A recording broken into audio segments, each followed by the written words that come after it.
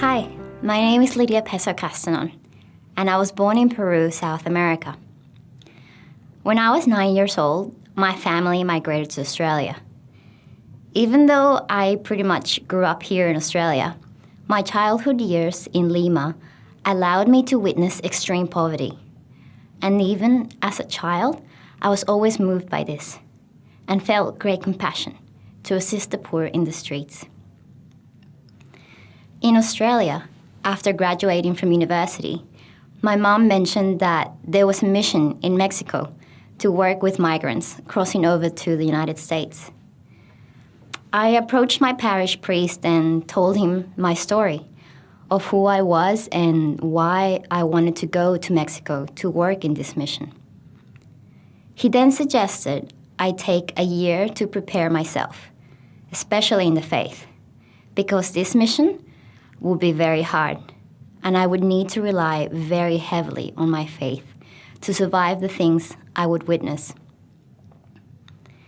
Even though I was born into a Catholic family and educated in Catholic schools, I had not had a personal encounter with Jesus, and my faith was what you could call lukewarm.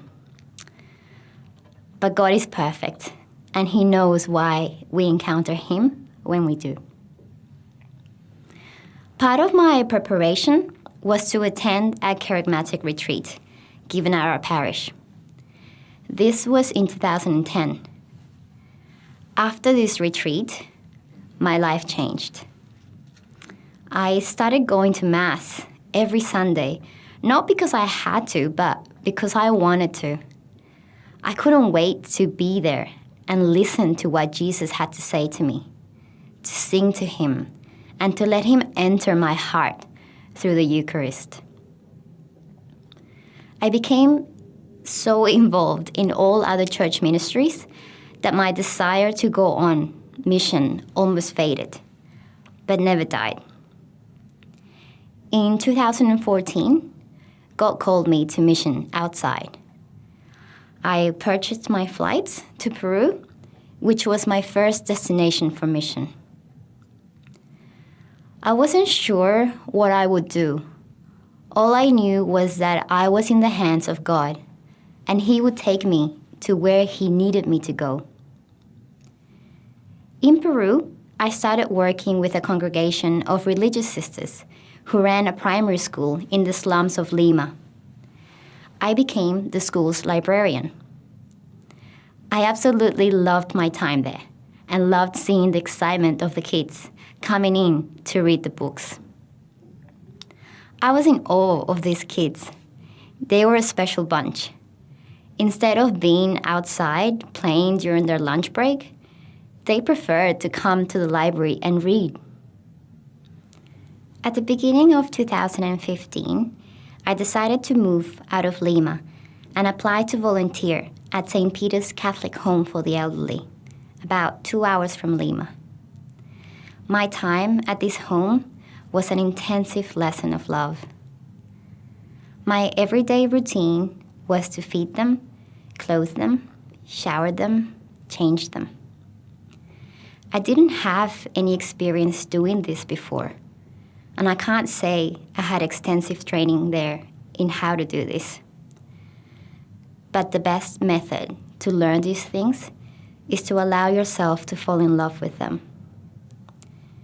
These elderly had been put there by their relatives who could not afford to house them or care for them. Sometimes the home would even pick them up from the streets and take them there. When you look into the eyes of these people, you see so much need of love. They are starved of it, but they are also very scared. They have had a rough life and suffered much. Once you know them and they know you, the love is unstoppable. Every night, I would go to bed exhausted, needing to sleep and want to take a day off. But the following morning, as I would wake up, I would think of Cheche, the eldest lady there, who was 94 years old and was totally dependent of others.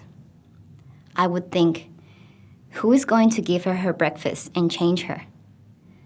There were other workers there, but they had to care for another 20 other elderly and could not afford to spend an extra 5 minutes talking to Cheche, making her laugh and sing, which were her favorite things to do. I have to admit that it was extremely tough changing and bathing the elderly. But once you knew them, how could you possibly not want them to be clean and healthy? Your love for them is so great that it surpasses any thought of yourself. You cannot any longer think of yourself, but of how much you want them to be okay and feel dignified by being clean and having clean clothes. There is no word or phrase to describe what I lived through during my time in Peru. But I can finish off just saying how thankful I am to have had the privilege to have lived through this.